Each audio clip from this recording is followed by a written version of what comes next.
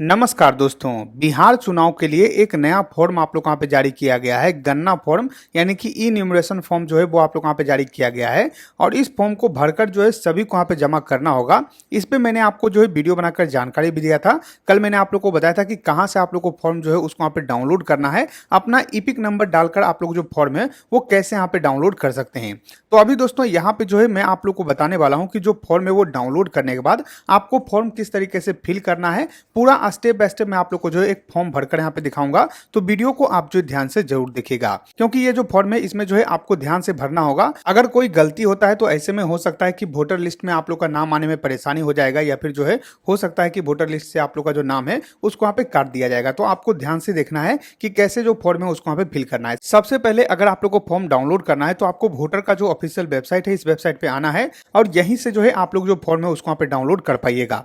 अगर आप लोग को इसका लिंक चाहिए तो मैं जो है डिस्क्रिप्शन में और कमेंट में दे रहा हूं, वहां से आप लोग जो है डायरेक्टली इस वेबसाइट पे आ सकते हैं। अब यहां पे आने के बाद आपको करना क्या है, यहां पे एक ऑप्शन मिलेगा डाउनलोड पार्शियली फिल्ड फॉर्म। यहां पे आपको जो है क्लिक करना है। क्लिक करने के बाद कुछ इस तरीके से यहां पे आएगा और यहां पे ईपिक नंबर आप लोग को डालना है, मोबाइल नंबर अपना यहां पे डालना है। ये जो कैप्चा दिख रहा है ये कैप्चा डालकर रिक्वेस्ट ओटीपी पे आप क्लिक कीजिएगा तो आपके मोबाइल नंबर पे एक ओटीपी आएगा। ओटीपी डालकर आप लोग को जो फॉर्म है उसको वहां पे डाउनलोड कर लेना है और कुछ इस तरीके से आपका जो फॉर्म है वहां पे डाउनलोड हो जाएगा। ऊपर में आप लोग का नाम रहेगा, साथ में आपका जो ईपिक नंबर है वहां पे शो कर देगा। उसके साथ साथ आप लोग का जो पूरा पता है, जहां पे भी आप लोग का बूथ रहेगा उसका जो पूरा जानकारी है वो आप लोग वहां पे देखने को मिल जाएगा। यहाँ पे जो है एक क्यूआर कोड रहेगा और इस तरीके से आप लोग का जो फॉर्म है वो 2 पेज में आप लोग वहां पे डाउनलोड हो जाएगा। अब इसी फॉर्म को आप लोग को भरना है।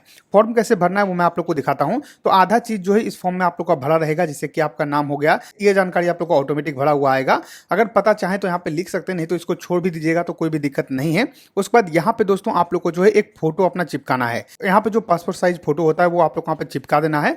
चिपकाने के बाद यहाँ पे अपना जो डेट ऑफ बर्थ है वो आप लोग वहां पे लिखना है। उसके बाद अगर आप चाहें तो आप लोग अपना आधार नंबर दे सकते हैं। हालांकि कोशिश कीजिएगा कि आप लोग अपना जो आधार नंबर है वहां पे लिख दें। फिर अपना जो मोबाइल नंबर है वो आप लोग वहां पे लिखना है। फिर यहाँ पे जो है अपने पिता का नाम लिखना है। उसके बाद यहाँ पे ईपिक नंबर उनका अगर आप लोग को याद है, यानी कि पिताजी का वोटर कार्ड नंबर याद है तो वो आप यहाँ पे डाल दीजिएगा। माता जी का नाम लिखिएगा। माता जी का अगर ईपिक नंबर याद है तो वो आप यहाँ पे डाल सकते हैं। जीवन साथी का नाम यहाँ पे पूछा जा रहा है, तो यहाँ पे अगर आप मान लीजिए शादीशुदा है और ऐसे में आपके जो है कोई पत्नी है या फिर जो है आपके कोई पति है, तो ऐसे में जो है आप यहाँ पे उनका नाम लिखिएगा और उनका जो यहाँ पे ईपिक नंबर है वो आप लोग वहां पे डालना है। तो ईपिक नंबर अगर याद है तो डालिएगा, नहीं तो कोई भी दिक्कत नहीं है, इसको छोड़ सकते हैं, कोई भी आप लोग का परेशानी नहीं होने वाला है। उसके बाद आपको नीचे आना है। यहाँ पे घोषणा में आप लोग को ध्यान देना है और यहाँ पे बॉक्स जो है वो आप लोग को टिक करने के लिए बोला जा रहा है। तो आपको जो है बॉक्स को ध्यान से देखना है। सबसे पहले जानकारी दिया हुआ है कि मैं 18 वर्ष से अधिक का हूं, उपरोक्त पते का साधारण निवासी हूं, भारत का नागरिक हूं, किसी एक को चिन्हित करें। इन दोस्तों यहाँ पे क्या है कि आप लोग को जो किसी एक बॉक्स को यहाँ पे टिक करना होगा दोनों में से। और यहाँ पे जानकारी दिया हुआ है कि आप जो है भारत के नागरिक हैं, साथ में साधारण निवासी हैं, तो वो आप लोग को बताना है। तो मेरा जन्म भारत में 1/7/1987 के पूर्व हुआ है, यानी कि अगर मान लीजिए आपका जो डेट ऑफ बर्थ वो जो है 1987 से पहले का है तो आपको जो है इसको टिक करना है। अगर आपका जो डेट ऑफ बर्थ है वो 1987 के बाद से लेकर 2004 के बीच में है तो आपको जो है इसको यहाँ पे टिक करना है। तो मेरा मान लीजिए यहाँ पे 2004 के बीच में है तो हम जो है इसको यहाँ पे टिक करेंगे। फिर आप लोग का नीचे आएगा कि पिता या माता की जन्म तिथि या जन्म स्थान प्रमाणित करने के लिए नीचे दी गई सूची में से कोई भी एक दस्तावेज उपलब्ध कराएं। यानी कि नीचे आप लोग का जो है एक सूची दिया हुआ है, उसमें से कोई एक जो दस्तावेज है वो आप लोग वहां पे उपलब्ध करवाना होगा, माता या पिता का। तो सबसे पहले यहाँ पे देखिए जानकारी दिया हुआ है कि मेरा जन्म भारत में 2/12/2004 के बाद हुआ है, यानी कि मान लीजिए आपका जो डेट ऑफ बर्थ है वो 2004 के बाद का है तो आपको जो है इसको टिक करना है। अगर आप लोग का जो है 2004 से पहले का है तो इसको टिक करना है, अगर 2004 से बाद का है तो इसको टिक करना है। एक ही बॉक्स को आपको टिक करना है, इस बात का ध्यान रखिएगा। उसके बाद यहाँ पे देखिए जानकारी दिया हुआ है कि अपने जन्म तिथि या जन्म स्थान को प्रमाणित करने के लिए नीचे दी गई सूची में से कोई भी दस्तावेज उपलब्ध करवाएं। पिता के जन्म तिथि और जन्म स्थान को प्रमाणित करने के लिए सूची से कोई दस्तावेज उपलब्ध करवाएं। यानी कि आपको जो 2 डॉक्यूमेंट देना होगा। सबसे पहले अपना डॉक्यूमेंट यहाँ पे देना होगा, उसके बाद आपका जो पिता का डॉक्यूमेंट है वो आप लोग वहां पे देना होगा। माता का जन्म तिथि के लिए जो है आप लोग को एक डॉक्यूमेंट यहाँ पे देना होगा। यानी कि सभी के लिए आप लोग को जो है एक एक डॉक्यूमेंट यहाँ पे देने के लिए बोला जा रहा है। यदि माता या पिता में से कोई भारतीय नहीं है तो अपने जन्म समय से उनका वैध पासपोर्ट और वीजा एक प्रति उपलब्ध करवाएं। यानी कि जो यहाँ पे विदेशी लोग हैं उनके लिए जो है ये आप लोग यहाँ पे रहने वाला है। उसके बाद यहाँ पे जानकारी दिया हुआ है कि मेरा जन्म भारत से बाहर हुआ है, यानी कि मान लीजिए किसी का जन्म जो है भारत से बाहर हुआ है तो वो जो है इसको यहाँ पे टिक करेंगे। उसके बाद यहाँ पे जानकारी दिया हुआ है कि मैं पंजीकरण नागरिकीकरण द्वारा भारतीय नागरिकता प्राप्त की है। यानी कि अगर आप लोगों ने यहाँ पे रजिस्ट्रेशन करके अपना जो नागरिकता है उसको यहाँ पे लिया है तो ऐसे में जो है आप इसको टिक कीजिएगा, नहीं तो इसको छोड़ दीजिएगा। तो हम जो है इन दोनों को यहाँ पे बॉक्स को छोड़ देंगे, कुछ भी हमको यहाँ पे नहीं करना है। उसके बाद यहाँ पे नीचे आना है। यहाँ पे जानकारी दिया हुआ है कि मैंने किसी अन्य देश की नागरिकता प्राप्त नहीं की है, तो इसमें जो है आपको कुछ भी करना नहीं है, बस आपको जो है अब नीचे आना है। नीचे आने के बाद यहाँ पे जो है नीचे आप लोग को अपना जो डेट है वहां पे डालना है। स्थान में जो है आप लोग को अपना स्थान लिखना है। मान लीजिए आपका जो गांव पड़ता है वो गांव का नाम यहाँ पे लिख सकते हैं। फिर यहाँ पे जो है अपना एक सिग्नेचर कर दीजिएगा, कुछ भी आप लोग यहाँ पे सिग्नेचर कर लीजिएगा। अगर अंगूठा लगाते तो अंगूठा यहाँ पे लगा दीजिएगा। उसके बाद नीचे आप लोग का जो है डॉक्यूमेंट दिया हुआ है और यहाँ पे जानकारी दिया हुआ है कि घोषणा के समर्थन में प्रस्तुत किए जाने वाले दस्तावेज की सांकेतिक संपूर्ण नहीं सूची यदि ऊपर उल्लेखित हो तो स्वयं पिता और माता के लिए अलग अलग एक स्वभाव प्रमाणित दस्तावेज प्रस्तुत किए जाने हैं। यानी दोस्तों यहाँ पे क्या है कि इनमें से कोई भी अगर आप हैं, मान लीजिए आप जो भारत के नागरिक नहीं है, आप लोगों ने भारत का नागरिकता जो है वो यहाँ पे अप्लाई करके लिया है, उसके साथ साथ मान लीजिए आपका जन्म बाहर हुआ है या फिर आपके माता पिता में से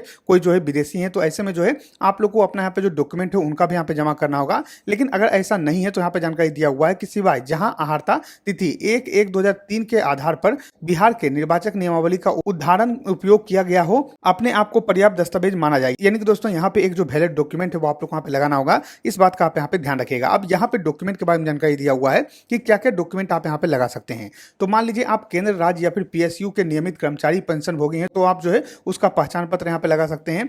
सरकार या फिर जो है स्थानीय प्राधिकरण या फिर बैंक, डाकघर, LIC, PSU द्वारा जो है 1/7/1987 से पूर्व कोई यहाँ पे पहचान पत्र है तो उसको आप यहाँ पे लगा सकते हैं। जो यहाँ पे ऊपर आप लोग का पूछा गया था तो वो आप लोग यहाँ पे लगाना है। लेकिन मान लीजिए 1987 के बाद का आप लोग का डेट ऑफ बर्थ है तो आपको जो है इसको यहाँ पे नहीं लगाना है। उसके बाद यहाँ पे जानकारी दिया हुआ है कि सक्षम पदाधिकारी द्वारा निर्गत जो जन्म प्रमाण पत्र है वो आप यहाँ पे लगा सकते हैं। पासपोर्ट है तो पासपोर्ट यहाँ पे लगा सकते हैं। मैट्रिक का शैक्षणिक प्रमाण पत्र है या फिर कोई और शैक्षणिक प्रमाण पत्र है तो वो आप यहाँ पे लगा सकते हैं। उसके बाद यहाँ पे सक्षम राज्य पदाधिकारी द्वारा जो है निर्गत स्थानीय निवास प्रमाण पत्र है तो वो आप यहाँ पे लगा सकते हैं।